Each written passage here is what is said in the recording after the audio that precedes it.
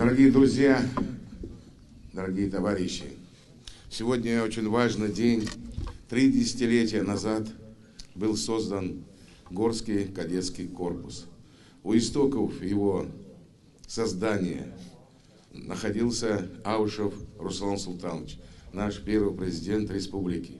Это очень важно сегодня сказать, потому что со своими боевыми друзьями, генералами прибыл сегодня, чтобы отпраздновать этот юбилей. Сегодня вы получаете поздравления от своих родных, близких. С вас берут пример те, которые каждый год будут готовиться к поступлению в кадетский корпус. Сегодня сложная ситуация, если ваше сегодня знание, учеба, выправка военная, она нужна нашей Родине, Родине Россия.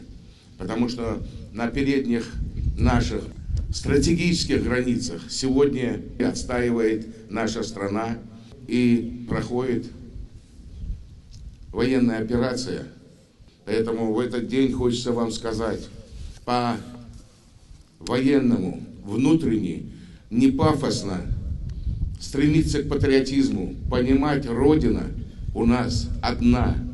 Вы должны понимать, что самое главное, откуда мы вышли. Посмотрите полностью перечень, начиная еще начала 18 века. Наши деды, наши предки нам передали такую эстафету, которую нельзя просто вот сказать, что мы наследники героев.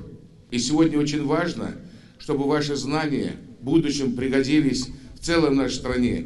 Самое главное, чтобы вы понимали, что ваша сегодняшняя учеба, ваша дисциплина, ваше самоутверждение в этой жизни – это на будущее нашей республики и в целом страны Россия. Я искренне хочу поздравить всех с праздником 30-летия, чтобы вы понимали, вы и пронесли достойно звание кадета Горского кадетского корпуса.